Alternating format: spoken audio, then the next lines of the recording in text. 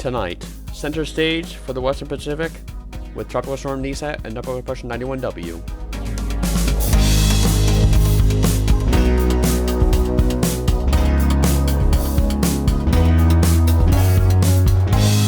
And now the latest around the wide world of tropics.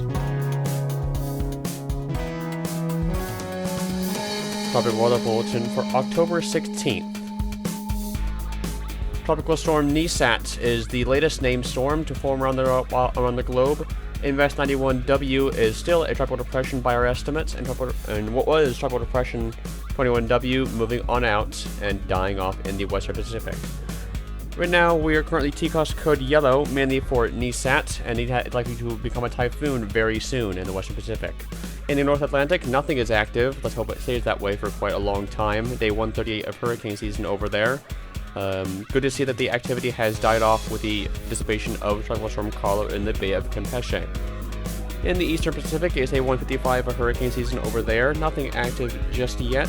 There is some signs, mainly on the GFS, of a quite significant hurricane threat possible, but that's just on one model.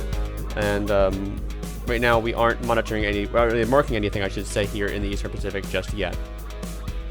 In the Western Pacific, we are continuing to monitor Tropical Storm Nesat, which is intensifying. Borderline typhoon status right now with winds of 70 miles per hour.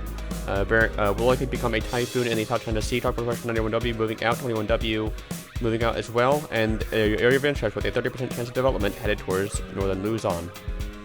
In the North Indian Ocean, we have finally decided to mark that 10% area of interest within the Bay of Bengal. It's just entered the 5-day period. Could become quite a significant cyclone, or has the potential to, as it moves up towards the north. Where does it go? Does it go to eastern India? Does it go to Bangladesh, or points east of Bangladesh? We don't know. We'll have to wait and see on that. So here's a loop of Tropical Storm Nesat right now.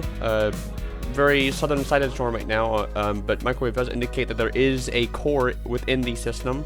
So quite likely that this will become a typhoon pretty shortly. Right now we're going to get winds of 70 miles per hour, of course, and additional intensification is likely as it pushes off towards the west, but weakening will start to take a toll in around 2 to 3 days from now. As it approaches Hainan Island, it will pass near or just south of there as a weakening tropical storm moving into Vietnam. So the North Atlantic right now, nothing really is active, or well, really nothing is left of Carl. You can see there in the Bay of Campeche, nothing at all. We do have a very frontal system that's moving out of the Bahamas up towards Bermuda. Nothing really we're looking for development in the next 5 days. That area of interest out in the main development region, that's gone as well. Here in the Eastern Pacific, you can see there is a tropical wave there in the southwestern part of your screen there. That doesn't really have any real chance of development. There is also some rumor that we could see yet another potential subtropical cyclone later on north of Hawaii. We'll have to wait and see on that by some models indicating that is possible. So here in the Western Pacific, you can see Nesat as it moves just north of Luzon right now, intensifying, moving west. You can see what it was, or what it still is, Tropical Depression 91W. A bit of a question if it is subtropical or tropical, or if it isn't even, if it's just an invest. We'll have to wait and see on that in post-season reanalysis. But you can see there quickly moving off towards the northeast of 91W. That is what was 21W moving out. So here's a look at the North Indian Ocean. You can see what may become that Bay of Bengal system taking shape just off the coast of Myanmar. We'll have to wait and see what this system develops into, what intensity, where does it go. That's all very highly uncertain right now in the North Indian Ocean. The Australian region, or Southern Hemisphere I should say, very quiet right now. You can see a very nice extratropical cyclone moving off the coast of Australia, moving off towards the east, towards northern New Zealand, but nothing to be seen here in the Southern Hemisphere in terms of tropical cyclone activity over the next 5 days. Season temperatures in the Eastern Pacific are looking still pretty favorable for tropical cyclone development. There is some rumors that the Eastern Pacific over the next week or so will be incredibly favorable for tropical cyclone development. So if there is a tropical cyclone developing within the Eastern Pacific, that could be something to monitor very closely. North Atlantic still piping hot, mainly the Western Caribbean Sea and the main development region. Gulf of Mexico, northern Gulf of Mexico, that is cooling off a little bit. Subtropical is cooling off a little bit as well as we go towards mid-October and towards early November, as it more of a winter activity I expect will be taking hold over here in the U.S. in the coming weeks into November. Arabian Sea, piping hot to the hemisphere, warming up quite nicely, as well as the Arabian Sea. Trying to see quite hot. Philippine Sea is still incredibly hot. Like I said in the video a few days ago, still monitoring the Philippine Sea for a potential strong late season typhoon. There is some signals that could be on the way. We'll have to wait and see on that though, but very warm temperatures across the board here in the North Indian Ocean, across towards the Philippine Sea and the Western Pacific, as well as the Southern Hemisphere, warming up quite nicely down there as well. Noticeably quite warm near Guam as well. These are temperature anomalies here. Arabian Sea, the Bay of Bengal, still well above average, along with the Philippine Sea. A little bit of a cold spot in the South China Sea, where we just had Sanka over there. And a little bit of a cold spot in the Eastern Pacific, but still really above average across the basin there, even into the Atlantic, still above average. Ocean heat content is decreasing a little bit in the Western Caribbean Sea. That's pretty normal for this time of year as we go towards November. Getting towards the least active period, I would say, of tropical cyclone activity. Of course, November is notorious for having a few major hurricanes still over there, so be on guard for that. Western Pacific cooling down quite nicely as well. Ocean heat content decreasing in the Philippine Sea, as that's also quite normal for this time of year as we go into the winter month in the Northern Hemisphere. Looking at the computer models here, this is for the next 5 days here. You can see Nesat becoming quite a significant typhoon, maybe even low in Category 2 in the South China Sea, but weakening on approach to Vietnam. And you can see that 30% area of interest developing into quite a large tropical cyclone towards the later part of the 5-day period, moving once again towards where Nesat currently is. Maybe that goes towards Taiwan, maybe that goes towards North of Luzon, maybe it thins the gap like Nesat is. We'll have to wait and see on that, but nothing really else in the next 5 days in the Western Pacific. Precipitation. Heavy precipitation looks to be quite likely over Hainan Island and associated with Nesat. Of course, many areas in northern Luzon right now reporting very heavy rainfall totals. I'm not sure what the inches of accumulation have been, but I know that we've been observing some heavy rainfall reports over there. Those are going to be coming to an end as Nesat moves away, and Nesat will take trek towards Hainan Island and Vietnam over the next 5 days, and will peak probably as a mid to high Cat 1, maybe a low end Cat 2 before weakening on approach to Vietnam.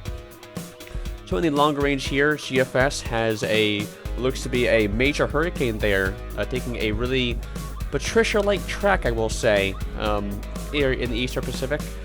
Not too uncommon that we do get a system like this late on in the season. Will it be intense? That I really can't say. Only these GFS has this is what I can say, so quite unlikely that the system will develop, but quite an interesting signal here, because the GFS has had this for a few runs now here in the Eastern Pacific. Something to monitor nonetheless, regardless. Here in the Western Pacific, you can see that Bay of Bengal cyclone taking shape. Quite a broad system, takes its time developing, and you can see that typhoon moving into Taiwan, looks like, with another system developing back off towards the east near Guam, maybe moving over Guam, maybe. Becoming a quite intense typhoon, maybe a major typhoon there towards the end of the next week period. And maybe a brief tropical cyclone being indicated by the GFS, and only the GFS, I will say, though, over there in the Arabian Sea. Tropical cyclones everywhere here in the medium range on the models. You can scan that link up there, or that QR code in the top right hand corner, and you can visit our merch store where we have plenty of offerings. That's a nice jacket you got on there, Nathan. Thank you for that pillow, by the way. So, getting on towards the silly range GFS, what are you up to? Oh my goodness. That is believe it or not, a super typhoon landfall there in northern Luzon. I'm not going to incite any panic here. This is a very long range, 927 millibars at peak, maybe even a little bit lower than that on the GFS. But this is long range, so everything is subject to change here in this time period. But of course, very interesting to see, or very funny, I should say, to see that the GFS has this tropical cyclone here in the Western Pacific and the longer range outlooks. So having a look at the On This Day segment, the Western Pacific and the Bay of Bengal was the center of attention. Kind of seems a little bit familiar, doesn't it? The strongest of which that we were seeing was Typhoon Dot, which was peaking as a Category 5, later gone to make landfall in the Philippines as a major cyclone. Cecil was moving inland after striking Vietnam as a Cat 3. Ellis had just formed, and the 4B was a brief tropical storm, I should say, that was moving inland into northeastern India and western Bangladesh. That was active on this day back in October 16th, 1985, believe it or not. Been a while since 1985. A few years since that. So, the next name up in the Atlantic naming list, now that Carl is thankfully dead, is Lisa, followed by Martin, Matthew's replacement, believe it or not. In the Eastern Pacific, we're still looking out for Roslyn, followed by Seymour. Reminds me of its 2016 counterpart, that peaked as a major hurricane in 2016. In the Western Pacific, the next name is Haitang, followed by Naugay. Haitang was a Cat 5 back in 2014, if anyone remembers that. In the North Indian Ocean, could be about to become, now that we've marked that area of interest, it's Sitrang, followed by Mandoose, over there in the North Indian Ocean. In the Australian region, the next name is Darian, followed by Ellie.